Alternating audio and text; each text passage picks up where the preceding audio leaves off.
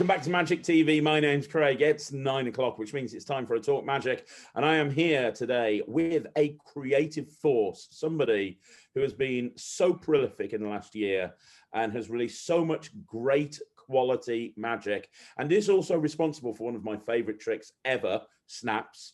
The one and only David Jonathan. David, how you doing, man? You okay? I am doing incredible. I'm so glad to be here. This is one of my favorite channels on YouTube, so it was an honor when you asked me to come on, and I'm excited, man. I'm really excited that you're here because I am a big fan of your work. You bring so much material out, and you know, I've talked about this on the channel before, and before we start talking about your backstory, I'll say it again. I have this scale that I rate people on in terms of quality versus quantity of releases. And I call it the Canadian creator sliding scale. And at one end you have Jay Sankey, and at the other end you have Richard Sanders. Yes, yes. And you are firmly in the Richard Sanders camp, my friend, in that everything that you release is gold dust, commercial, works, it's clever, it's your brain works in a different way to a lot of other people's, David. It really does. That's really, really humbling here, especially coming from you, someone I respect and love all your work. So thank you, man. I really appreciate that. No problem. Now, for the people that don't know who David Jonathan is, let's talk a little bit about you, because you kind of burst onto the magic scene a couple of years ago. I know you've been involved in magic a hell of a lot longer before that, but it was a couple of years ago, 2 or 3 years ago, that you really came on my radar. Let's start at the very beginning. What's your origin story, David? When did you get into magic? Yeah, so I have an atypical origin story. I mean, most people's story is, you know, their grandfather or father got them like a magic kit, you know, and sort of like for Christmas or whatever. So that wasn't me. My dad was a hobbyist magician. So I grew up and he had, you know, his old, like beaten up, dusty trunk from like the 1940s or whatever, from he was younger and performing. And, you know, he would do some stuff for me. And that was my first real introduction to magic. And I loved it. And then around, I don't know exactly what age I was. I'm going to guess around 6 or 7 years old. They took me to the toy store. I was like, all right, why don't you get your own first trick, right? Start learning your stuff on your own. So I went to the local toy store near me, and I didn't buy a magic kit, but they had like, you know, just individual magic tricks for sale on the little magic section. So I went over there, and the first trick I ever got was Tenyo's Crystal Cleaver. Classic. Which is, yeah, it's a classic, but think about this. If you guys don't know the effect, look it up. It's incredible. But that trick, the method, is still to this day one of the coolest methods in magic. So most people learn a trick and then it's like, oh, that's what it is. It's this little thing here. It's this. And they have that disappointment. I saw the trick and then I saw it worked and I'm like, holy shit, there's like an elevator. It's like, it's insane. So I had a very rare introduction to like a jaw-dropping method as my first exposure to magic. So I had a very early appreciation of not only the effect, but how it works as well. It was equally as rewarding, which isn't the case for many tricks. So I like to think that that sort of had something to do with me becoming a creator, you know, 20, 30 years later in life, just having that initial love of a method. And sure, there was disappointment later on where I see how certain things work, that, you know, magic's not real, but I mean, the method for that trick, like, is just insane. So for that to be an introduction is definitely not the typical, you know, first venture into magic. So yeah, kind of crazy. Okay, so you get the Crystal Cleaver. You've got a dad who's an amateur magician, so obviously you've got that influence there. Did your love of magic grow through education and while you're at school, or did you kind of? Because some people, they get into magic and then they kind of drop away and then they come back into it. How did that pan out for you? So for me, the latter. The love of magic was always there. So, you know, I always loved getting tricks, learning them, performing them for family and stuff. But I guess, you know, once I got to sort of my high school, college years, other things sort of became priority in life. So I still loved magic, but it wasn't something I was performing regularly or socially, because I'm not a performer in that sense. You know, I consider myself more creator. I've seen your channel, you know, talk about people like Joe Reinfleisch and John Bannon, a lot of people who are, you know, I don't like the word hobbyist or amateur because it's just kind of has a negative connotation. So, you know, I enjoy performing socially, but I'm more of a creator in my own personal view, if you want to call it that. So I sort of had a love and appreciation for magic, but I didn't really continue with continuing to learn it throughout those years. But, you know, I always watched it on TV. You know, I grew up watching the David Blaine specials, and whenever there was a new magic show on TV, I always tuned in and watched it. But for some reason, I forgot, you know, oh, what's it like to perform that stuff again? Until very, very later on. So maybe we're time jumping, I don't know, like 15 years or so. So I'm been married for, God, I'm forgetting how many years now. My wife's going to kill me if she sees this. So maybe it was like 10 or 8 years ago, something like that. My wife she knew I liked magic. So she got me a trick for one of the holidays. And I was like, oh, this is really cool. And that kind of sparked my interest. Like, let's see what I've been missing in like magic as far as what's available to me all these years. So I started looking, and then I'm like, wait. You mean the things that I see on TV that David Blaine does or some of these other magicians, I can actually buy for $20, $30 and perform myself? I'm like, holy shit, like, right? So now when I discovered, you know, going to Penguin Magic and all these stores, it's like, whoa, I got a lot of catching up to do. I thought I was in, you know, a muggle and stuff they do on TV, you know, that's not for magicians. That's, you know, in their own private category. It's like, no, that is accessible to us. So then it was really diving in and doing a lot of catching up on the history and all that stuff. And, you know, if people know me, once I get into a hobby or something I'm passionate about, like, I go just like full hardcore, right? Like, I loved going to theme parks, and then my wife and I would like travel around the country, going to every theme park that we could and just like exploring. This is not just, you know, oh yeah, we're gonna go to the local one. Like, we go all out. So that was the same thing with magic. It was just tons of exposure, dived right back into it, and so hardcore that never looked back. And all these years now. So yeah, that's kind of the story there. Well, you know what? I think it's really important. I've talked about this on the channel before, but I think it's really important for people to understand that being a professional magician is not the be all and end all. There are so many, you know, I've got friends that are magical historians. They just like cataloging magic from hundreds of years ago, and that's cool. The thing that people forget is magic is primarily a hobby. And as a professional magician, for me, it's still a hobby, and I'm jealous of people that don't have to rely on magic to pay the bills. Because when I became a professional magician, I had to sacrifice some of my magical integrity, and I had to go and perform tricks that I wouldn't have chosen to perform, but I knew that I had to do it in order to perform in the environment in which I was booked in. And I think people need to understand that it is absolutely perfectly fine and okay for somebody to not be a professional magician and be a creator, because that's cool as well. Do you know what I mean? Yeah, I mean, well, I think some of the things that people sort of get caught up on there is they think that if you're not a professional performer, that what the stuff that you're going to maybe create isn't practical for the real world because you're not used to those scenarios. But I don't put out stuff that doesn't, you know, have a good reset, that isn't practical, that you can do table to table. I think those are the things that good creators think about, where it has to check all these boxes. So yes, I might not be a strolling magician where I'm going table to table, but you're damn sure that if I'm going to create tricks for magicians, that it's going to make sure that they can do that, right? So, you know, if you're creating, look, for me, I create out of a passion because I love magic, and then just exploring where my mind takes me and just really creating the things that interest me. Because a lot of my magic is sort of has some unique flair to it in some way that's a little different from stuff that's out there. So that's really where my passion is.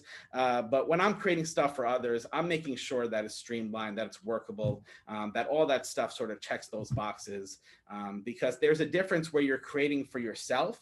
And that's fine, because if that's your passion, that's how I start. I create stuff for my own enjoyment. If I think that other people like it, or I show it around and they're like, oh man, you got to release that, then I'll consider releasing it to the community. But I don't always just start with, I'm going to come up with something to sell. Like, that's a bad position to be in. So I'm creating out of a passion. And if that's good, then I'll consider bringing it to the market. But it has to start with that passion. And that's kind of important for me. Oh, for sure. Absolutely. Let me ask you a question. You're about 10 years ago, whenever it was, your passion got reignited with magic.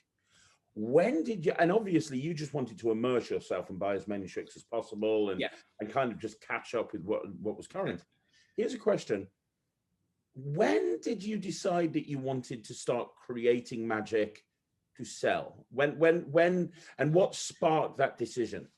Yeah, so it was never, I'm going to create this to sell. It's, I'm just going to create this. So again, I have the atypical origin story. I have the atypical sort of marketing magic story as well, because it's hard. There's two facets. You can, as we've talked about, there's less of a filter for downloads, and we can get into that later, but anyone can film something and put it up for sale. Whether it's through one of the distributors on their own website, anyone can offer something, but it's harder to work with an established company, right? Like the Murphy's Magics, the Alakazams, the Penguins of the world. Those guys are more particular in what they choose to bring to market. So for me, I'll get to how we got to that point in a second, but stepping back, I just love performing magic. I didn't say, I'm going to create something. But my first trick that I ever put out was this guy right here. It's Fortuity. I put this out with Alakazam Magic in 2017.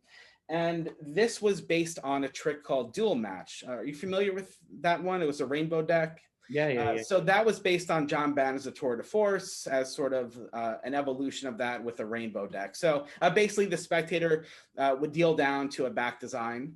They would deal down to a value of a card, and you had an envelope. They sort of created a card with the value in the back design, and inside the envelope, was supposed to be that prediction of that card. And the first time I saw that, I was like, oh, Jesus Christ, if that card's not an envelope, like, don't do this to me. Like, this is incredible. So, Juan Tamariz talks about the roller coaster of emotions throughout an effect. So I'm riding up that lift hill. I'm like, there's no way that card's that envelope. My expectation level's up here. You open the envelope and it's not in there. So we have that dip. And then the prediction is you turn the two selections over and that matches.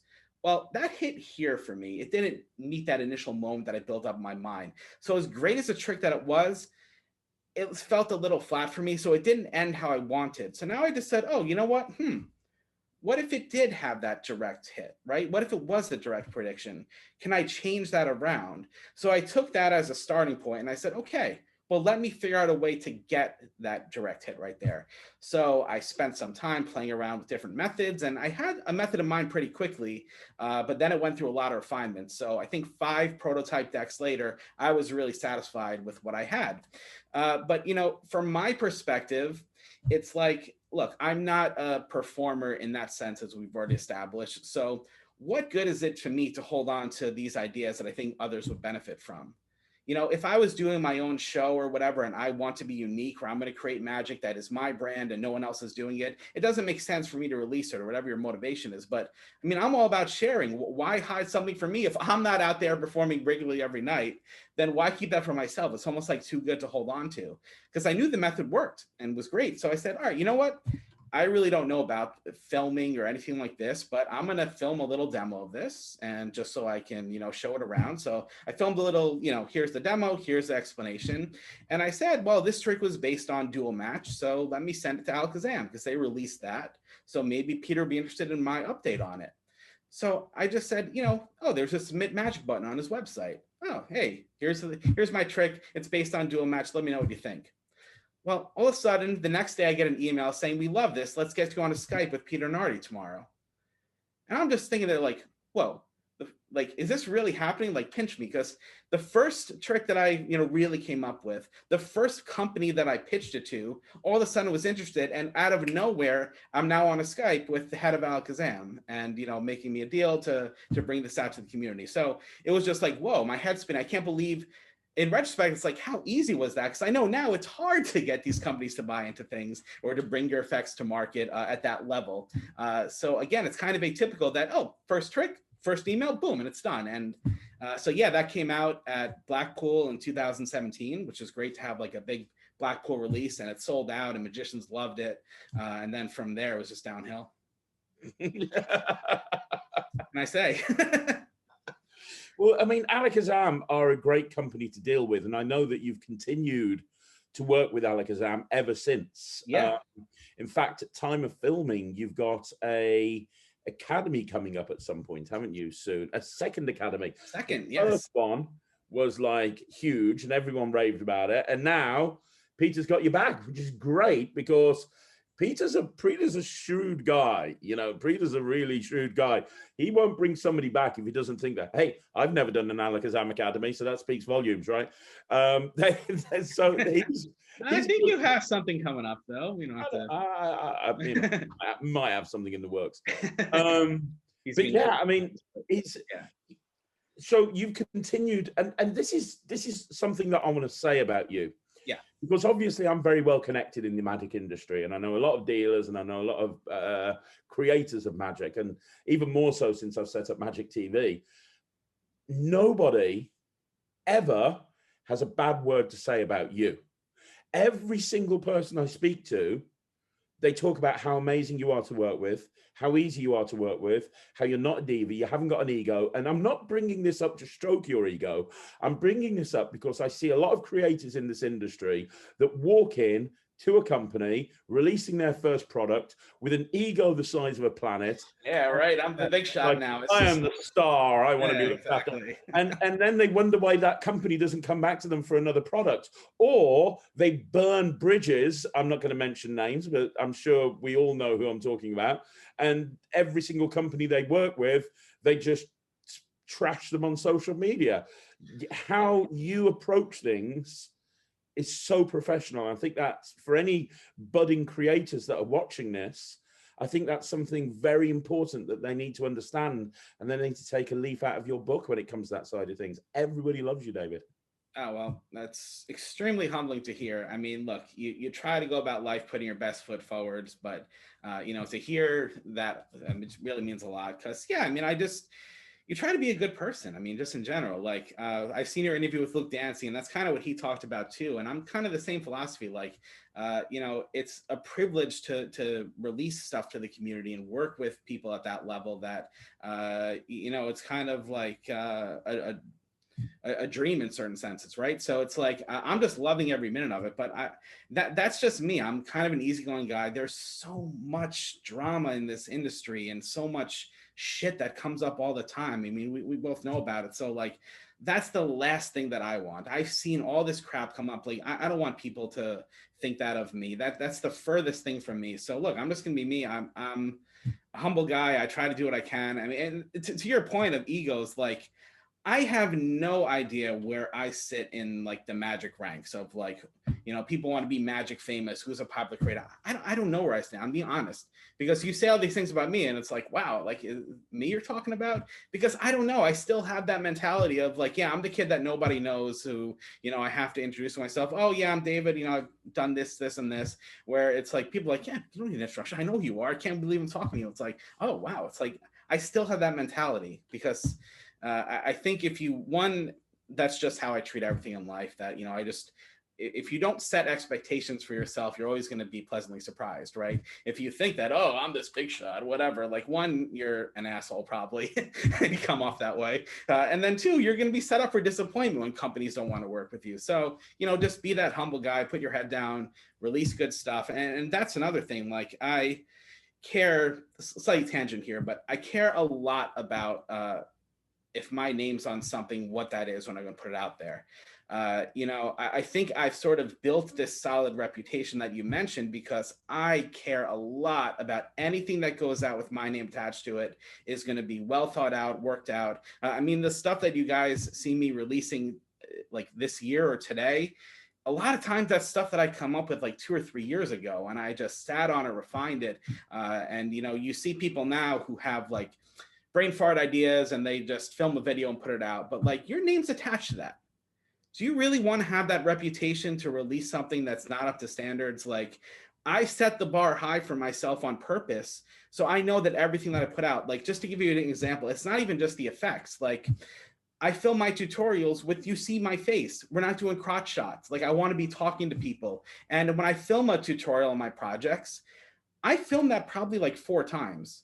Because I'll film it the first time where I kind of get through what I want to say. Okay, I got it. Now I'm going to go back and refine it. Now I'm going to refine it further. Now I'm going to edit it, take out the stuff. This is what I really want to say. So when I get down to teaching you, I've sort of refined everything. So it's like exactly concise. I don't repeat myself. And like every little thing there, the ad copies that I write, I probably edit those 30 times before I put it out there. It's just, you can call it perfectionist or whatever, but I just want to make sure I'm putting my best foot forward, because one of the best piece of advice that I heard from Sean Dunn and Penguin Magic, he told me, you know, you only get one shot when you release a product. You got to do it right the first try, because I want to make sure that if I'm putting something out there, like, I don't have any regrets or say I should have done this differently.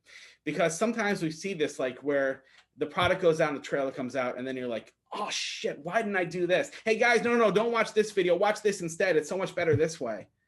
It's like, you're going to regret that. You want to make sure that everything is in that final product when it goes out. So I know I went off a little bit of a tangent, but it just kind of goes back to me, and just like, I've built this reputation by caring a lot about my output, where I don't just put things, you know, your name means something. You want your name to carry some weight and have a reputation around you. And I've built that, a small, you know, group of people. I mean, I don't know how big it is, but there are people who like check out and look for my work specifically now because they know my reputation. So I'm blessed to be in that position, but you know, it kind of didn't come by accident. I'm trying to get to.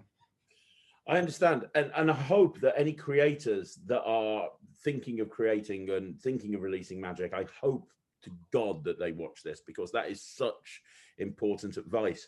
Take it from somebody who's released a lot of magic over the years and have made a couple of mistakes with the releases.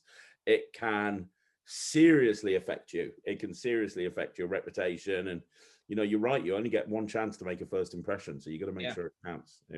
And you're only as good as your last release. You know, it's very, very easy, even if you've got a great body of work, to release something that's substandard, and for everyone to just paint every other release with the same, you know. So yeah, I totally 100% understand where you're coming from.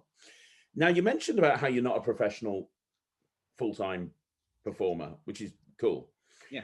However, you have done quite a lot of live shows for magicians. You've done the Alakazam live, Penguin live. You've done, correct? I'm sure you've done. No, I filmed Snap, so I performed in their show, but it wasn't a Penguin live. But you've done stuff like but you've done stuff like Alakazam live and things like that. Yeah, I do live lectures all the time. And live lectures. Yeah. It's really difficult performing for magicians. I mean, I remember the first time I performed for magicians properly at a lecture. My first lecture, I've never told anyone this, my very first lecture ever was at the Magic Circle, which is just ridiculous. And I was just crapping myself. Like, for somebody who doesn't necessarily enjoys the creative process more than the performing process, wow, putting yourself out there, because obviously when you do a lecture, you can't just go write the trick, you have to perform the trick. Yeah, it's not an easy thing to do. I mean, have you got any advice for magicians that want to actually do lectures and they want to actually perform for magicians, as to how you actually pull that across without feeling terrible? Because you know, sure. So we can get into that. Well, there's two facets to it. One, I'll talk about how I started doing lectures, because I've only been doing them for a year, and it was in the pandemic. So we'll get to that. But for me, I feel more at ease performing for magicians because in a lecture setting, yeah, I could screw up the trick, but you're still going to learn the method, and I know the tricks are good, so you're still going to walk away appreciating it at the end. To me, when I go to a lecture, if the performer is great and I'm getting like a show as well as the lecture, that's just, you know, a bonus. That makes for a great lecture, certainly. But at the end of the day, you know, yeah, and you know, they might be judging, oh, let's see what you got here. But if I know my tricks are good, I don't have pressure, because if I screw up, you're still going to learn the method. I know they're going to walk away appreciating that. So that's one part of it. But the second part is, so last year, I was at a point where I had enough stuff out there, and I was ready to sort of step out and do lectures. And then, of course, the pandemic happened and everything shut down and we're all in our homes. So that seemed like it wasn't going to happen. And then virtual lectures became a thing over Zoom and over Facebook and all this stuff. And I said, oh, so, you know, this lecture that I've been preparing, maybe there is a medium or outlet for me to still deliver this. So I looked through, you know, what I was putting together, because again, you know, it's that same mentality. I'm not just slapping, oh yeah, I'll do these 7 tricks and then call it a day. Like, I'm really thinking through my set list, where I'm like, okay, these are market items. These are stuff they can learn. I want to make sure there's a good balance there, so it's not just a dealer demo. I want to put in some theory, but I've seen a lot of lectures, and some of them are too theory heavy and you get bored, and then some of them are too trick heavy and not enough advice. So I really curated my lecture where it's like, okay, I'm going to put this, this, this. A lot of thought went into it. Again, because my name's attached to it. But the other side of that is it's live. And, you know, all to this point, everything that I put out was in a recorded format where, you know, I can rehearse it a bunch of times and make sure that it's perfect. Now, where, you know, the safety net's gone, right? I mean, just as far as, you know, for magicians, obviously, you know, performing live all the time, there's, you know, you're just doing your tricks. But so for that lecture setting where, you know, again, the David Jonathan reputation's on the line here and all that stuff. So, okay, so now I've adapted the lecture I was working on for virtual. And I said, you know what, maybe this isn't so bad. Because check it out. I'm in the comfort of my own home. I'm in my home base, right? I'm more at ease. So I think it's a great way to get into lecturing because I'm in my living room, I'm in my office, I am at my home base, I feel comforted here. And then I started, you know, okay, I was a little nervous, but let's see this, you know, Vinny Segoo, I have to get very familiar with Vinny from Neo Magic. Yeah. He's great. Definitely get him on an interview, but that's another subject. So anyway, he really said to me, I was talking to him because he was doing lectures and he gave me the best bit of advice. He said, you know what, David, you can plan and be meticulous as you always are with all your magic. But at some point, if you keep on planning, you're never going to do it. Set a deadline and just say, you know what, just do it. So I said, you know what, man, you're right. Reach out to the club, book my first lecture. It's like, now I'm not turning back. It's ready. It's happening. So I prepared everything. I did it. You know, I was a little nervous, but it went through really well. And I was like, all right, I actually love this. This is great. Book another one, book another one. And all of a sudden I started to get feedback coming in and it blew my mind. Because I'm like, okay, you know, look, I'm just starting my lectures, you know, period. I haven't done lectures before. I'm sort of dipping my toe in the water and I'm getting feedback like, David, this was one of the best lectures we've ever had, like in person or virtual. And I'm like, holy shit, like, wow, like this is beyond humbling. And that type of same feedback kept coming in. Like one guy said, I've been going to lectures for 50 years and, you know, I've seen everyone. They started listing names like, you're among the best I've ever seen. I'm like, holy shit. I'm like, this is crazy. And I'm not saying this to brag because I don't have an ego, or at least I don't think that I do, but it was just like, whoa, whoa, whoa, this is like crazy. Like I'm really good at this. So anyway, all right, so let's keep going. And then all of a sudden I started doing that since July of last year, doing virtual Zoom lectures. And since last July, I've booked and done over 70. Wow. 70. Yeah. So I've been grinding away. Now, part of that was because the pandemic happened and I had some issues in my personal life, you know, with career and whatnot. So it gave me an opportunity to really explore doing this, what I love, and bring in some money to support me through these times. So there was that aspect of it, which allowed me, you know, to free up my time more to focus on this. But now I love every second of it. And, you know, I can't wait for the next lecture and I'm excited to do them. And yeah, it really built my confidence as well. That's good. Yeah, I mean, the best advice I can give someone is I'm going to say the same advice that Vinny gave me, where you can plan something as much as you want, but at the end of the day, you just have to set a deadline and do it because otherwise you're going to keep putting it off. So just do it, have faith in yourself. And, you know, at the end of the day, like I said, my mentality, okay, if it doesn't go smoothly, you know, I know they're still going to learn good methods. They're going to walk away with something valuable here. So incredible. Yeah. Incredible advice.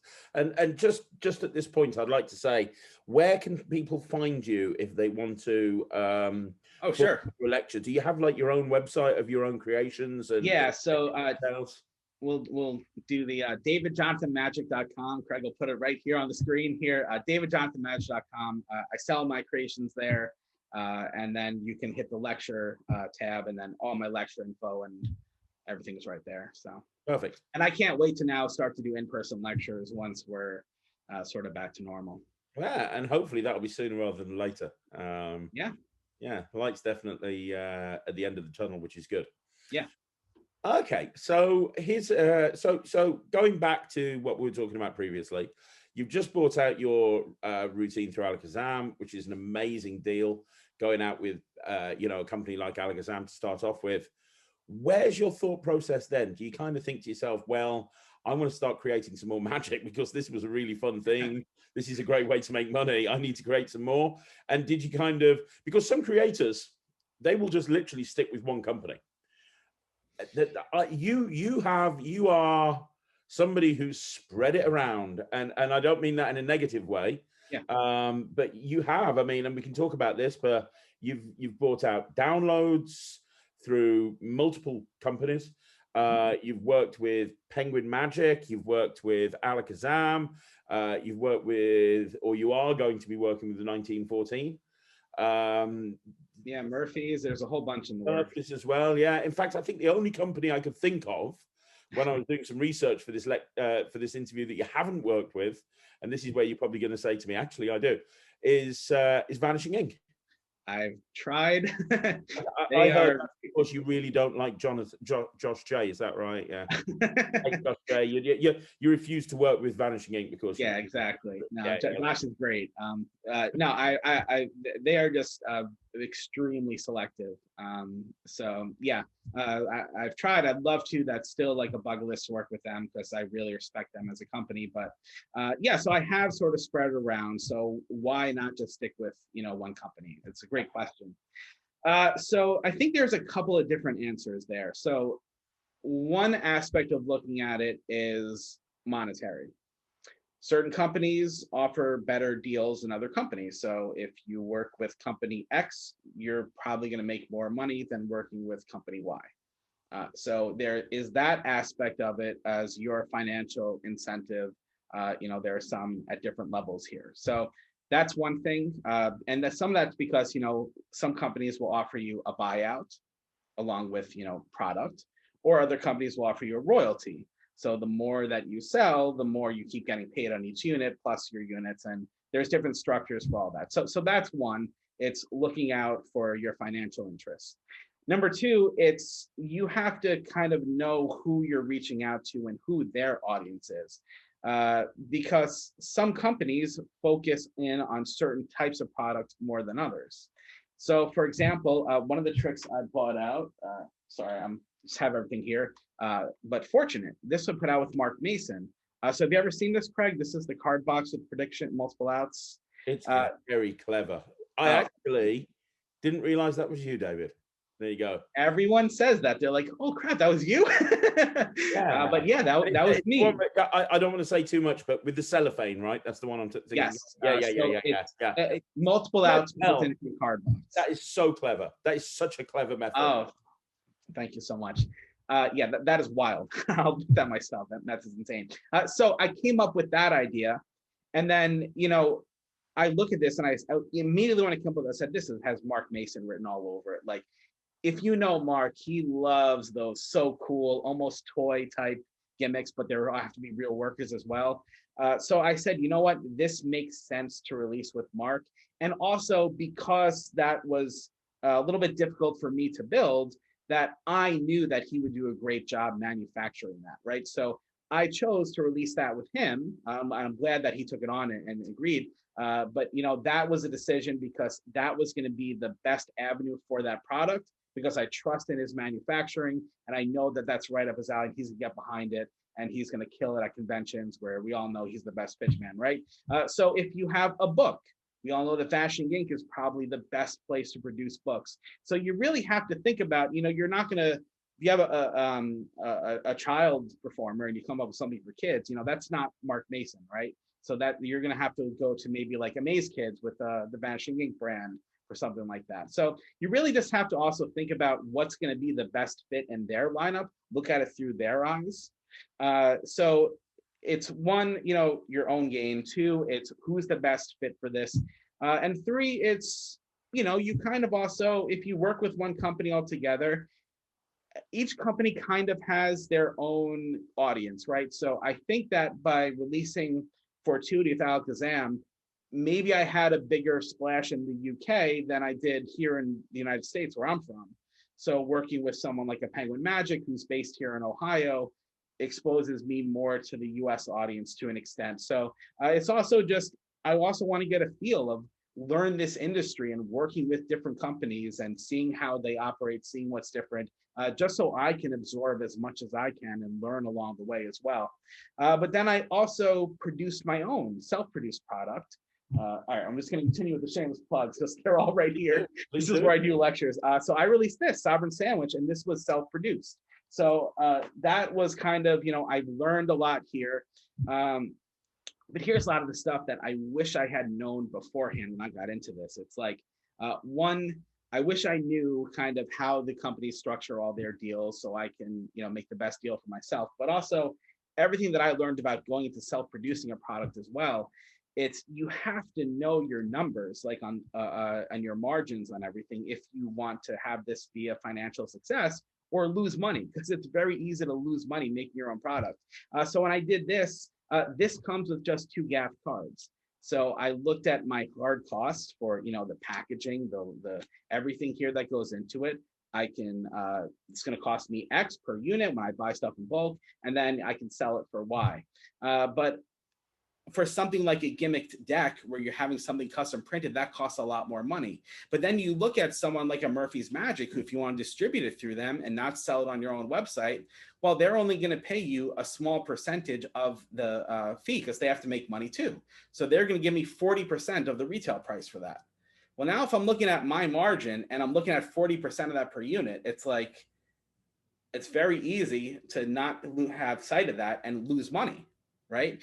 And if you want to sell it yourself, then you have to build up your own audience, because people aren't going to know to go to my website. Right. So there's a lot of stuff that goes into this. And I see a lot of young creators coming in. They're like, oh, yeah, I'll just sell it. Like, oh, this is what packaging costs. OK, we'll get a package. We'll buy this, this and this. And you got to know your numbers, because otherwise you're going to end up losing money. Right. So there's a lot of that goes into it as well of, I wanted to try self-producing it. And again, as a learning experience for me, let me figure out what it goes to this. Let me figure out and make my connections, with the buyers at these companies, and sort of figure out on my own. So a lot of it was just for self-knowledge. I want to be a sponge and absorb as much as I can and learn as much about the industry, so that I'm making sure that I'm making the right decisions for myself. And this turned out to be great for me right there. So now I can sort of have that experience of producing something of my own and knows what's going to go into it. But yeah. Also, some companies might turn things away for whatever reason. So I'm not going to name names, but there are certain ideas that I had that certain companies passed on. And then I released them with another company and it wanted to be a bestseller. So it's like the decision makers at the companies, they're going to make mistakes too at times. So don't get discouraged too if you have an idea and you bring it to a Penguin or a Murphy's or Magic Inc. and they say, I'm sorry, this is not for us. But don't get discouraged. Some people will get discouraged, but don't, because like I've had tons of success stories. I'm not going to name any names, but let's just say that Snaps was not originally a Penguin trick. Like it went through a couple other things and submissions there. So, you never know what's going to happen, but just keep your head up through the whole process and don't get discouraged. But yeah, that's sort of my view on it and what I've learned and my philosophy. Hopefully that's helpful to someone out there. I know I've been rambling a little bit, but it really is helpful. It really is. And you're absolutely so right. Certain tricks do fit with certain magic companies better than others.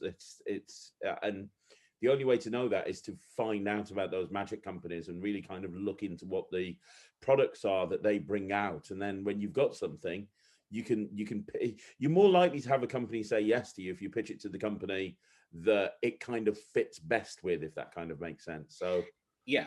Yeah. And one thing I'll just mention, so there is a book, I think it's available as an ebook now too, called Everything I Know About Marketing Magic by Maxwell Murphy. And he was one of the co-founders of Penguin Magic. And that's the only book or source that I've seen that really talks about how the industry is structured, everything that a creator who is interested in releasing products should know. Unfortunately, it came out, and I want to say like 2009. So some of the stuff in there is dated, but a lot of the stuff here still holds true today. So I highly recommend that to anyone sort of interested in dipping their toe. That's one of the only and best resources out there. Perfect. Now, let's talk about downloads for a minute, because obviously sure. You talk about how, certain companies might not be interested in certain products, and that might be because of financial reasons or whatever the reason might be. Downloads is a different thing, because it doesn't cost a company anything to take on a download. Yeah, they can literally just take it on, and there's no risk. There's literally no risk, which is probably why we see so many terrible downloads coming out. And obviously, I know you watch this channel. I'm kind of on a mission to kind of at least draw attention to the fact that there's so many bad downloads out there. As somebody who's brought out downloads that have all been good, I suppose two thoughts on this. One, do you have any thoughts on the whole download situation at the moment as it is in the magic community? And two, do you have any advice for newer creators that are going to be bringing out downloads to avoid, I don't know, my wrath more than anything else, I suppose? I don't know. Yeah, these guys must be releasing stuff like, please don't let Craig Petty get wind of this, because I don't want to be in his honest trailers and Magic Rant next Friday.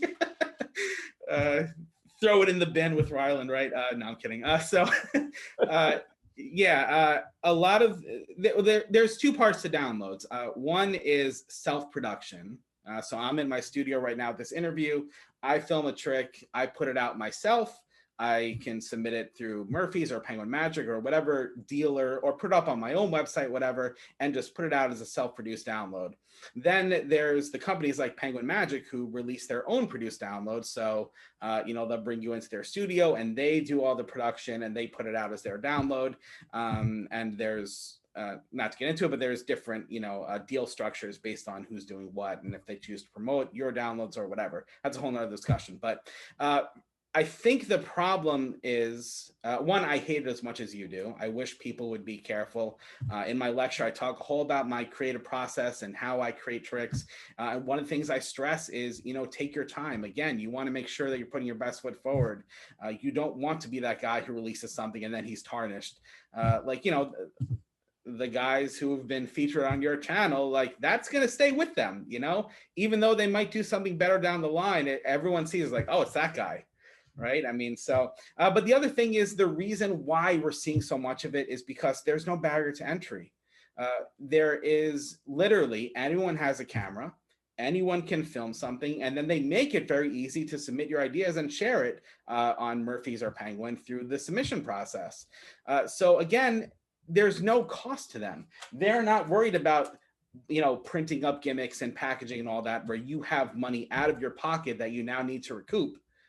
Now there's no time. The only expense to you is your time and effort, right? Because if they were releasing a physical product, well, then they have to make their money back, right? So it's like, now I really have to make sure this is good. But a download, I throw it up there. Hey, if it gets a sale, it gets a sale. It didn't cost me anything.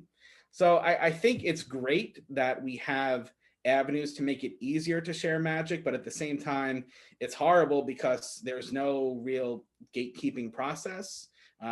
We see a lot of unoriginal ideas coming out, and a lot of just poorly thought out effects. They think it's great. I'm going to be a creator. I'm going to release something, but you're going to do more harm to yourself than good by releasing something that hasn't been thought out to a full extent, in my opinion. So, and the other problem to that too is we have a horrendous shelf life in this industry. I mean, it's insane that a shelf life of a magic product is 2 or 3 weeks tops. I mean, that's the sad truth. So the more downloads that we have proliferating an already overly saturated market, where anything sort of is the Wild West, so to speak, it just adds to that issue, which is a real shame, because I think that's one of the biggest problems we have today is just so much magic's being released. And I think that if some creators did take more time to refine the stuff, we're going to see less output, and that gives products that, some people have worked for years on or are deserving of more spotlight, getting more than just, a blip on the screen, right? So it's my thoughts on it. You're right. I mean, you're absolutely right. I've spoken to Penguin and I've spoken to Murphy's about this. And Murphy's attitude, very, very simply, is they are a wholesaler. Their job is to wholesale magic. And their attitude is, you go to Costco, Costco aren't going to stop selling a particular brand of toilet paper if it's a bit harsh on the arse. They're gonna sell it, and it's up to the shops that are buying it from Costco to decide whether that's the best type of toilet paper to sell to their customers.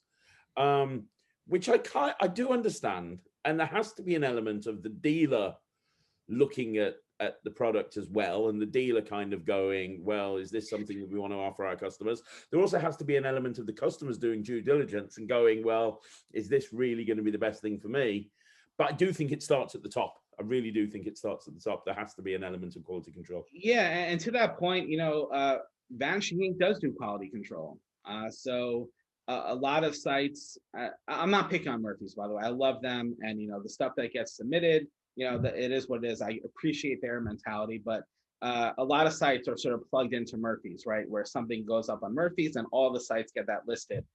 Vanishing doesn't do that. They look at everything that comes through and they curate what they choose to put out there because they don't want people that are upset, right? If they bought it from Vanishing's going to have to deal with the customer service of someone saying, I bought this, I can't believe I was scammed, or whatever the issue may be. So there are some dealers who have chosen to take that stance. And I think that helps them overall because that speaks to their quality as a brand, where it's like, look, I don't want to sell you bad magic. I'm making sure I want you to walk away happy with your purchase. So I'm not going to list everything on my website if I don't endorse it to an extent, right? So it can be done. I think it's an issue, but yeah, I hear both sides of it. I have an opinion. I don't want to anger anyone, so I'll try to filter myself here, but it is what it is at the moment. It totally is. Now, let's swing back to your career. Mm-hmm. And I'd like to talk to you about your creative process, or a little bit more specifically about inspiration, because I think that's the thing that most magicians struggle with, how to be inspired in the first place to create that project. And let's use an example. My favorite trick that you've released is snaps. I love it. I use it all the time. I love it so much that I bought 3 of them because I never want to be without it. And well, 4 if you count the one I gave to Ryland, who does it all the time as well. So for those people that don't know snaps, it is an absolutely genius idea of having a deck of cards that have letters on it. It's a bit like a letter deck, but each letter is hidden within an image, so that people don't really realize there's a letter. Here, I have it right here, so you can see that's a B, that's an O, that's a W. So it's a letter deck, but disguised in photos. So that would be a Y right there. Incredible. And then you get a bonus deck with it as well, which has got a few other routines in there, ESP symbols, numbers, the routine with the fridge, which was really nice. A few other bits and pieces. But for me, the real juicy part of this whole project was the letter deck. That's the thing. And my favorite trick on there is the one that people overlook for some reason, which is the stop trick, the very first routine that you and Dan talked about. Love that. Absolutely love that. So let's use that as an example. Yeah. How did that come about? What made you go from, because it's a genius idea, what made you kind of go, you know what, this is what I'm going to do? Yeah, so every trick has a different origin. Some tricks start with a method, other tricks start, you never know where you're going to get inspired for effects. So for that one, I like to take card tricks and say, what can I do to make them more interesting? So maybe I'm not using cards, maybe I'm using drawings, maybe I'm using photos, right? So I'm trying to look at certain effects and say, how can I enhance this, change it up to make it more engaging and interesting? So I had the idea of photos, and then one of my favorite tricks was a Cameron Francis trick called Coat. So it was little business cards that had like a house, a magnet, a few other little drawings and doodles. And they basically picked one of the doodles, and you showed that they had the coat. You predicted it on the back of the business card. And then by turning all the other business card drawings one way, it spelled coat within the doodles. I always love that trick because it's just magic that hides in plain sight, right? So I recalled back to that. I was like, yeah, that was really great. Like, can you do that with photos? So I said, And I started Googling, and letter art photography is a thing, right? So if you Google letter art photography, you'll see tons of Pinterest pages and, home decor stores sell things like that spell LOVE in photos that you can put you and your wife next to, stuff like that. So I was like, oh, this exists, right? So now it's like, oh, imagine that as a full letter deck, and then boom, like the idea was there and it took off. So the key thing is that inspiration can strike from anywhere, right? So if you're out in a home decor store and you're walking through the art section, you'll see something like snaps hanging on the wall. So you have to stop and say, oh my God, look at that. That's not a magic trick, but that has a magical property to it, right?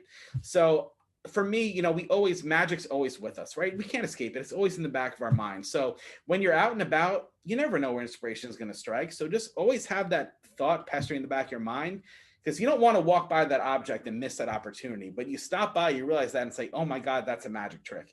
And that's happened to me so many times. So that's how Snap started. And then by bringing it out or talking to companies or whoever, I realized that Dan Harlan had the same idea, because that's something I co-released with Dan Harlan. We both had the same crazy idea to release a photo alphabet deck. So we were kind of dumbfounded at first, because it's not like an Ace assembly where there's 7,000 versions that exist. I mean, this is a pretty novel idea. So it was a blessing, though, that because one, we had two different perspectives on it. So by combining forces, you got my approach, we got his approach, and then on this stuff that we both had the same idea for doing a book test. We both knew we wanted to do something like the stop trick, like prophecy type moves and stuff and all that. But then sharing our ideas together, coming at it from different angles, just made it such a complete project. So I'm so blessed that, I got the chance to work with Dan, because one, he's a huge inspiration for me. So again, that was like, wow, I'm working on something with Dan Harlan, someone I looked up to all this time. But then also just seeing him work up close firsthand is amazing. And then adding our own ideas together just to bring out, that took 3 or 4 years of work to bring out. So much time and energy went into that. And I think it reflects in the product. I mean, obviously it won a bunch of awards and stuff, so I know everyone loves it, but yeah, I'm really, really proud of how that came out and working with Dan and all that. So yeah, just keep your eyes open. You never know where you're going to find inspiration. That's great advice. And very quickly on the subject of Dan Harlan, yeah, can you tell me, you worked with him directly? He is such a nice guy. Everyone says only wonderful things about him. Can you give me some dirt on that guy? Because it kind of pisses me off that everyone talks about how nice he is, even if he just picks his nose all the time. Is there anything you can tell me? Come on, Craig. You were just saying how everyone loves to work with me, how I never say a bad thing about anyone, and now you're telling me to give a dirt on Dan Harlan. Don't put me in that position. No, well, I've tried. I'm going to find something on that guy. If it kills me, I really will. Nah, Dan's awesome. He's fantastic. So, yeah, and Dan and I worked. One kind of flew under the radar, but we released another effect together called With the Band, which was a rubber band routine, which I have been doing. It's going to get reviewed on the show soon. Oh, it's sweet. One where it's a wonderful application of his camouflage principle. Mixed in with the band going into the deck and finding the selected card. I thought it was amazing. Really good. Oh, thank you. Yeah, so again, I keep saying how sort of everything just falls into place, but if you're going to release a rubber band routine, to get Dan freaking Harlan on board, the guy who invented is the king of rubber band magic. That was a holy shit. If you're going to put out a rubber band project, to get to work with Dan Harlan on a rubber band project, I know that I'm doing something right. So that was really great how he took that idea. And of course, he added his own unique touches and applications to it, as I'd expect him to do, being Dan, who he is. But that was just crazy to, talk about vote of confidence. Is this trick good? Dan Harlan says rubber band trick's good. It's good. Yeah. So absolutely. On the subject of that, a lot of the stuff that you bring out is either card work or mentalism. There's a lot of mentalism in card magic, which is cool. That's absolutely fine. Yes. Obviously, that's a rubber band trick. Do you focus on other genres as well when you're performing or creating? Or is it really your niche is just sort of more of a mentalism stroke card work type thing? It's a great question. Because that is kind of the one outlier looking back at my releases of being a pure visual I'm not really known for my visual magic, right? But that one is. I'm known for more of the mentalism type effects and predictions or whatnot. And I think that's because at the time I created that, I was more into, I hadn't really found my own niche per se, where I was doing magic, I was doing mentalism, and I was kind of all over the place. But then I sort of realized only about in the past year or two, hey, this is really my style. This is my lane. And that's what I'm more going to focus in, which is more mentalism, but not mentalism that's propless. I'm not really a fan of propless mentalism. I want to have engaging props like photos or something with food or movies, whatever it may be. That's really, I do card tricks. I release card tricks. I love playing cards, but I try, there's a lot of card tricks out there, Yeah. and you want to be unique. So one of my approaches is, okay, you know, well, say for example, like here, all right, I'll give you two examples. So one is, I mentioned that sovereign sandwich trick that I self-produced. That is a sandwich plot trick. I don't know if you're familiar with it, but when I looked at the sandwich plot, it's a plot that I love. I said to myself, why am I going to create another sandwich trick? Craig, what? There's been 500 sandwich tricks that have been released over time. And let's say that 25, 50 of them are great. Like, why bother creating my own? There's plenty of great ones for me to choose from. There's stuff that I do, like on John Bannon's, what is it? Return to Fat City or whatever, where the whole deck between, oh God, that's so good. So it's like, why bother creating my own? I'm not going to top that. So I look at that plot and I say, okay, what hasn't been done? What would take this to the next level? So I thought to myself, well, shit, the spectator shuffled the deck themselves and then spread it, and they made the sandwich in the action of shuffling it. Holy crap, that's the holy grail for me. So that's what I'm gonna try to set out to do, and that's what I achieved in that trick. So if I am going to explore a plot that's been released, I'm at least going to try to do something that you haven't seen before with it. So if it's a card trick, I'm going to do that. If it's my trick threesome that was just came out about a month ago or so, again, that's a little bit different for me because that's a totally impromptu card trick. You know, there's no gimmicks, anything. When you look at something like Fortunate, which is one of the craziest gimmicks you will see. So I kind of like that diversity in my releases as well. But that one, I took a math principle that looked like a math trick. And I said, you know, I love the principle, but it just screams math trick. So how can I take that principle and improve it? So now I disguised it. You don't even know that it's there because it's now completely invisible. So even if you know the principle, it still fools you. So that was something that I like, you know, working on that stuff. But again, it's also, you know, taking card tricks and moving it away. So a lot of my new releases that you'll see coming out is more stuff with photos. It's more stuff with like travel themed with destinations and stuff with movies. I love cards, but you know, I'm trying to engage more spectators because they can relate more to something with movies than they can to playing cards. Magicians love cards because, you know, we're magicians. But a layperson, you bring out like movie posters, you know, like Sentimental or something like that. Now they're really interested because they love movies and it's more, you know, conversational. So that's kind of more where I've been focused on lately. So that's great. That's fantastic. That's awesome. And you mentioned it, so let's bring it up. What stuff have you got coming out in the not too distant future? A little friend, a little birdie, told me you're going to be working with the 1914, which is Dee Christopher's new production company, and I have gone on record as saying that I can't think of a company that's putting more focus on the production value than Dee. He's really trying to change the industry around, and this is a guy that's worked for years behind the scenes with various different magic companies, so he knows the industry inside out and back to front. And obviously we talked off camera. It's I've had a chance to work closely with Dee over the last few weeks. As I say, a little birdie told me as well, something on your end. Exactly. So like, what can you say anything about what you're doing with Dee and the 1914? Because I was with him just the other day, and he has got a stacked schedule. When you ask him how many routes, he's like, oh yeah, I'm doing this with David Jonathan, I'm doing this with Alan Rorison, then I've got this thing and this thing. He's got like about 30 or 40 things in various stages of production. And it's just incredible how many huge names he's got working with him. It's fantastic. So yeah, no, he's been planning that for a while. You know, it's just it launched now, but I know he's been, you know, spending better part of half a year, you know, getting ready for launch and the stuff to come. So there's lots of exciting stuff. So Nicholas Mavresis and myself have started creating magic together. He's my best friend in magic, and we talk pretty much daily, and we became such a huge fan of each other's work. That's how we became friends. I saw him do a little lecture online, and I reached out to him like, that was great. And I started sharing, hey, here's some of my ideas. We think along the same lines. And then the friendship just sort of took off from there. So finally, a big Nicholas Mavresis fan, as you know. Yeah, anyone on your channel knows that you love his work, and rightfully so. I got on record, he's my favorite creator. And the stuff that he has coming out is even better than the stuff that you've seen so far. Yeah, back to me. No, I'm kidding. So he and I became really good friends over lockdown. We said, you know what?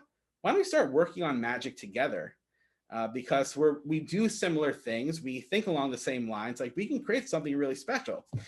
So we started working together. Started with one effect, and that was really good. And then we moved on to another one. And at this point now, we have 3 effects coming out together, him and myself as a team. One of them being with the 1914. And that's one that I'm really excited about, because we kind of developed a new principle here, and it's really exciting, the applications, because I don't want to be a tease and just start hyping up stuff. That's not me, but I will say that he's given you full permission to tell us exactly what the effect is. Oh yeah, he told you to spill all the beans yesterday, right? He rang me up just before we did this interview and said, yeah, you got David on. He can just tell me anything. It's fine. So yeah. All right. Well, if that's I can't pull that off. I'm lying. But no, it's fine. I might as well just show it to you, right? So yeah. But if if D gets in trouble, he's a big guy. He's a big gothic. I'm pointing him in your direction, David. Just so you know, that's totally fine. No, I'm not taking a rap on this, mate. I asked D if I can share one of these with you, and he said yes. So I'm going to show you one of the routines, but I want to preface this by saying that this is a principle that we came up with, and the principle has so many applications. And one of the reasons I get so excited with this is we were coming up with routines where we had like 12 routines using this principle already. And Nicholas and I were just like, dude, we got to stop, because we're just going to have like 50 routines at the end of the day. And all of them require like sort of custom printed cards to get the best of it. So it's not something that was easier to manufacture, where you have 12 routines, but then it's like getting a bunch of 12 sets of custom cards for those routines. But it got to the point where we're looking at effects like, oh yeah, you see this one come out? Yeah, we can do that with our principle and it'd be better. So it's just like, it was endless. So I don't want to hype this up too much, but I'll show you one application here. So this is the one that I keep in my wallet all the time that I use as an opener. But I can show you this, and then I can do another routine that's not, it looks completely different. That's not a packet trick. And I can do another routine right after that, all in the same set, pretty much all strung together if I want, and you will never know it's the same method.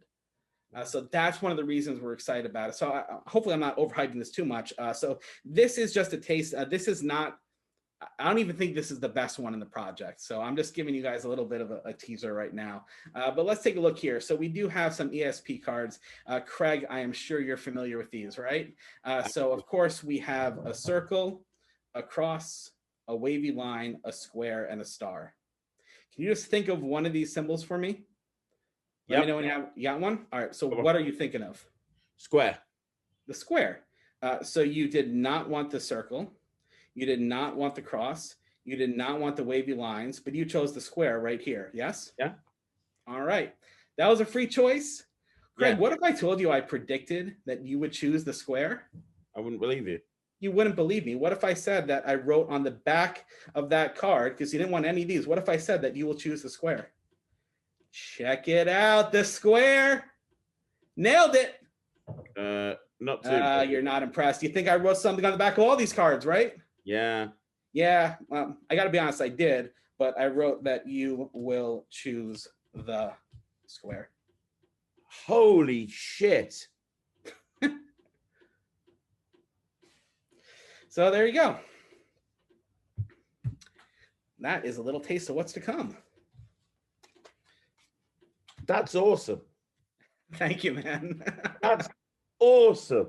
That's, I love packet tricks, but I also love, wow, that's awesome. I'm fooled. I'm completely fooled. I've got no clue. Oh, thank you, man. So that's just one thing. There's so much more. That's not the one we're leading with. It's going to be a separate release, but there's something that's more a little bizarre and dark. And every one of those routines, we've handpicked 5 to start with. But once you learn the principle, you can apply it to other tricks or cards and stuff like that. But you know, there's every one of these has different themes. You know, one's kind of like at a restaurant with a menu, choosing options. Another one's kind of this bizarre, strange dream thing. There's just so much. One's like the Cluedo plot, but every one of them has like a kicker twist that you don't see coming. And it's all different types of stuff in each. So we're very excited about it, but I don't mean to be a tease because, you know, this is not going to be out till probably later this year. So I don't want to talk too much about it and get people's hopes up, but there is fun stuff coming out to look forward to. And that's just one of them. There's plenty more. I have a whole pile here of new tricks coming out, different. Oh gosh. So, and they're coming out through lots of different dealers. Yeah, so that one's going to be with the 1914. And then there's stuff with Murphy's. There's stuff with Penguin. There's some of my own little things self-produced. So it's exciting, man. It's amazing. It's amazing. What's your glad you like it? Oh, that's just blown me. That's blown me out of the water. I've got no clue. That is amazing. Yeah, it's so direct, right? That's just incredible. Ah, thank you. And by the way, that's myself and Nicholas Mavresis. Let me make sure he gets credit for this too. So, wow. And you know what? It's very interesting that you and Nicholas are creating magic together, because you are right. The stuff that you guys put out, that does feel like there's certain similarities to it. You always come up with very clever methods that are using plots that you might not have seen before, but principles that you've probably seen, but applied in a completely different way, which is, you know, which is great. I can see that you guys working together is really good. That's awesome. It's good to see. Yeah, it's cool because, you know, one of the best things about working with someone else is that they're going to come out with a different perspective. So we might think similar, but he's going to come up with ideas. And that's sort of how this evolved. It's like I had the initial idea for one of the tricks on here. I said, this is what I'm trying to do. And then I said, there has to be something with this. And he said, oh, well, what if we do this? And then I see his idea and I say, oh, no, we take that and we do this. No, we take that, do this, and this, and this, and this, and that, where I never would have got to this point had he not suggested this, had I not taken that and brought it to here, and then he brought it to here, and then it just sort of evolves together. But we never get from point A to point B if I'm just working on it myself, because I don't have his frame of mind to look at it from a different perspective, if that makes sense. So that helps. And then also, that's more on the method side of things, but some of our creations together, like you look at the trick and you're like, man, that trick looks like one of Nicholas's style, where like that's screams like that's, you can tell that that he created it. That makes sense. And then when you see the method, they're like, oh, I see where David Jonathan came in, because that makes sense with his style right here. So there are some tricks that really complement each other nicely in different areas. And yeah, he's awesome. Like I said, he's one of my best friends in Magic, and it's been really exciting work with him because I think we both brought each other to the next level. Well, here's a question for you.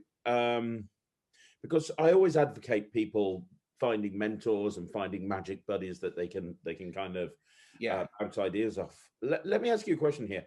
It's obvious to anybody who spends any time talking to you that you absolutely love magic, but obviously when you create magic, you mentioned it before, you're looking for the best deal. It's an income for you as well, which is absolutely fine. It's I know that you love magic, but you want to get compensated for the work that you've put in, and that's not a bad thing. That's something that I think. Yeah, or who's going to do the best job with it that I trust in there. Yeah, it's both, but yeah. Yeah, exactly. But I mean, I think that's very important. I mean, in a future Magic rant, I'm going to be talking about pirating magic tricks from creators, because I hate having money taken out of creators' pockets. It's why people.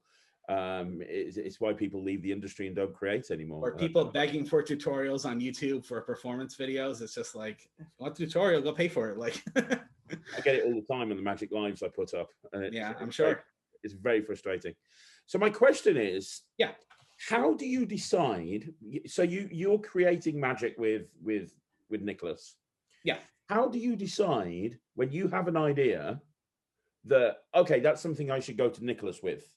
Because obviously, I'm assuming that when you create with Nicholas, you're going to be, I don't know the details, but I'm guessing. Yeah, we're doing like 50 split. Yeah, exactly. But obviously, you're still creating magic yourself.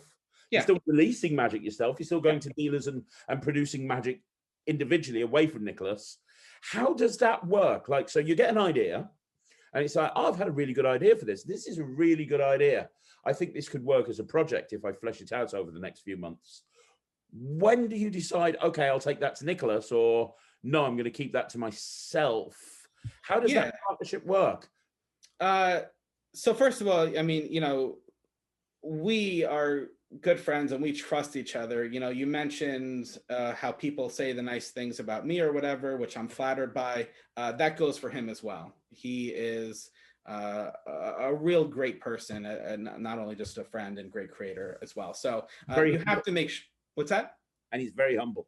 Yes, exactly. So if you're going to partner with someone, that's the type of person who you have to be in the same mindset, and you have to, be careful with who you're dealing with there to make sure that, you guys mesh and all that. And especially when money comes in the way, as you mentioned, because unfortunately we've seen that ruin friendships, and that can be a whole thing. So as far as how do we decide, so it's kind of hey, I have this idea, can you help me out with it?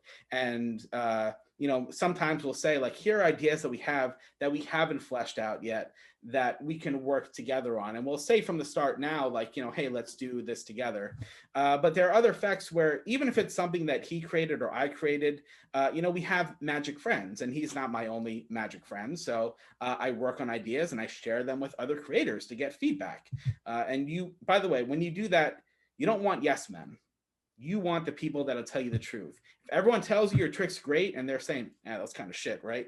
Then that's not the advice and feedback we want. We want people who are going to say, this part's good, but this part needs work. That's the feedback that I want. So surround yourself with people that you trust, that will give you that really good constructive feedback.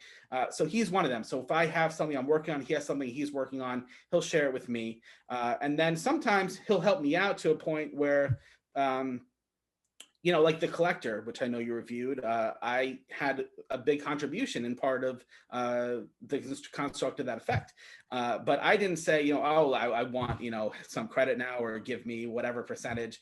We're just helping each other create the best effects. So he's so humble that half the time I was like, hey, I have this, and he helped me solve a pretty big portion of it. And he was like, I was like, oh, well, let's do this together. He's like, no, that's your thing. And I'm like, no, dude, that's half mine, half yours. So we sort of say at a certain point, like, if we're really in the weeds working on together, that, like, yes, this will be a joint project. But there's some stuff that we've developed 80-90% of it, where if his or my contribution is just in a refinement or some sort of getting over this one hurdle, but we already have the effect fully constructed in our mind, then, that's their own thing. But with us, it's just very easy. And I think that's because we get along so well. But with other people, there would be other issues there. So just choose who you're working with, make sure you're people you can trust, people you get along with, and try to get that stuff out of the way so there's no ambiguity. But it's just going to come down to your relationship. And he's so humble that he'll say, no, that's yours. And I'll insist, like, no, dude, this is ours. But there's stuff that's clearly his and clearly mine as well. So, yeah. And who is your biggest inspiration? Who is your biggest inspiration in magic? That's a great question. I mean, as a performer or as a creator, because there's two aspects to magic. So on the creator side, guys like Cameron Francis, John Bannon, huge inspirations to me. I think like half of my first effects were credited Cameron Francis just because he had such an impact on my work. Again, I mentioned him with snaps.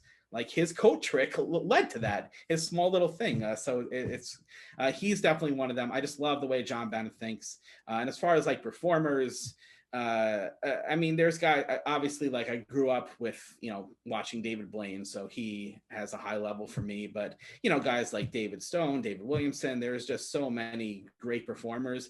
Even though if it's not my style, it's an inspiration for me. There are people that I just watch, love perform, like Danny DRT's with his casual style. Like, I think I can take certain elements from certain people and put that in my magic. Like, I'm certainly not Danny DRT's when I perform, but a lot of my magic relies on my casual nature because I don't have a character, right? I'm me, but maybe like I drank like an energy drink beforehand, so I'm a little more amped up me.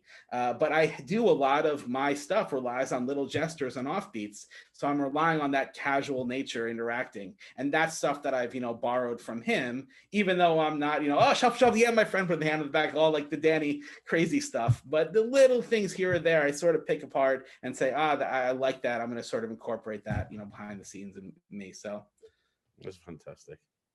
Well, one last question for you, David. Yeah. What's next? Because I mean, obviously, you've talked about you've got a whole bunch of magic coming out, which is fantastic, and you also talked about one day you'd like to work with Vanishing Ink. By the way, Andy, Josh, if you're watching this, pull your finger out because this guy is a legend. In fact, I think I might start a thing. You know, hashtag Josh and Andy. What the hell are you thinking? Hashtag. You know, get David Jonathan into Vanishing Ink, something like that. You know, everybody that's watching this, what I want you to do is send an email to Vanishing Ink right now, demanding that they, you know, they speak to David Jonathan. David Jonathan does not endorse any of this for the record, but go on.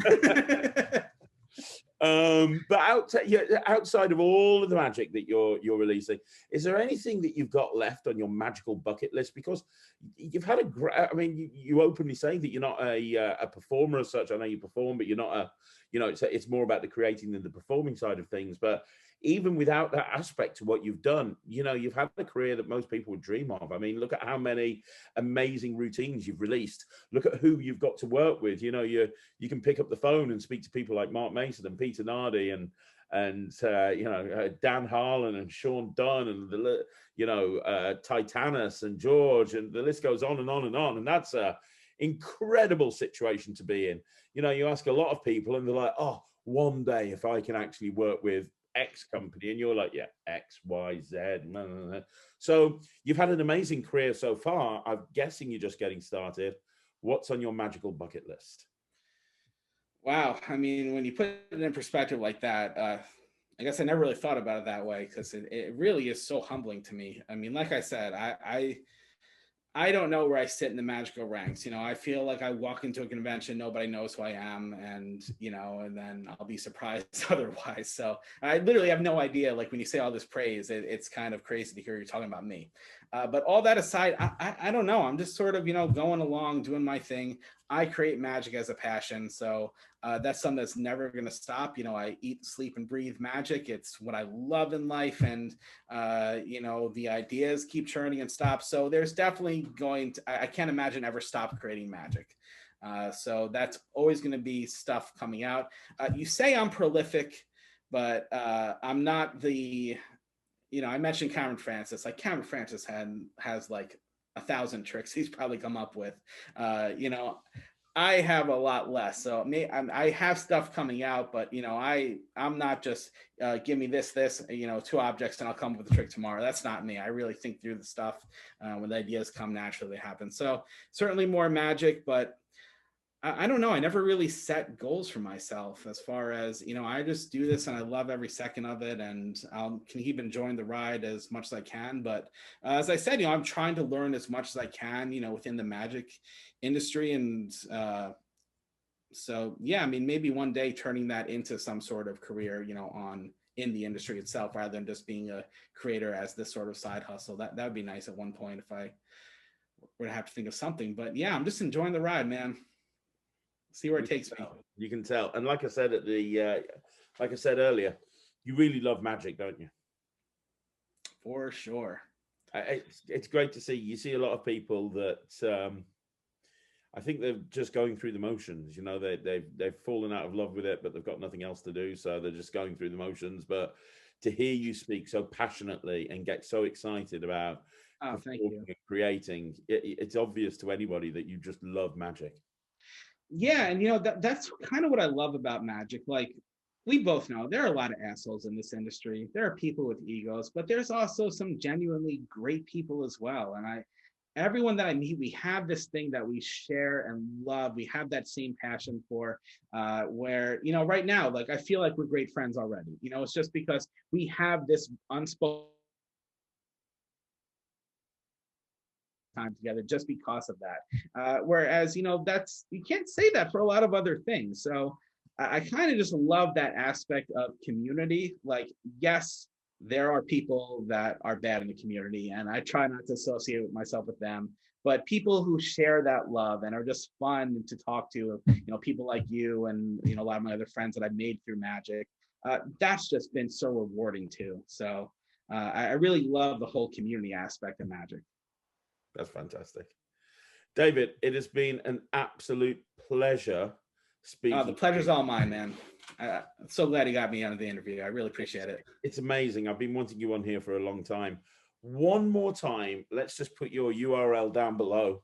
If you're looking for a unique and creative lecture, have you done much lecturing in the UK? Yeah. I've lectured in virtually speaking, lectured in US, UK, Israel, some kind of Taiwan, all over the place. So yeah. Awesome. So look, if you haven't had David Jonathan yet, please do so. His URL is at the bottom. Make sure that you reach out to him. Likewise, if you want to get any of his products, support the creators. That's very, very important. Go to his site. Do you do shipping worldwide? Yeah. There you go. There's no reason to not go to his site and pick up some of his products. They are all very, very good. And if you haven't seen one of his products, start with snaps, because it's my favorite trick that he's ever brought out. But they are awesome, all good. David, one more time. Sure. And if people are worried about shipping, I mean, it is available through like Murphy's and Penguin and stuff too. So screw them. It's available through you. Yeah. They got enough money. Right. Other than that, guys, thank you so much for watching the interview. Leave a comment down below. David will see it, and I'm sure he'll comment. So make sure you leave a comment down below. And don't forget. Yeah, if I can, if you guys have any questions for me, pop them in the chat. I'll respond to everyone if I can. So if you guys watch this, you have any questions, I'll be in the chat answering them for you guys. You see what I mean? He's such a bloody nice guy. You're absolutely fantastic. You really are. So leave a comment down below. If you want to see more videos like this, like the video and subscribe to the channel if you haven't already done so. And I'm going to be back tomorrow with another 3 videos. We'll do a shorts at 2, a magic live at 6, and then something else will be coming up at 9 o'clock. I'll see you again. Thanks very much for watching. Take care. Bye, everyone.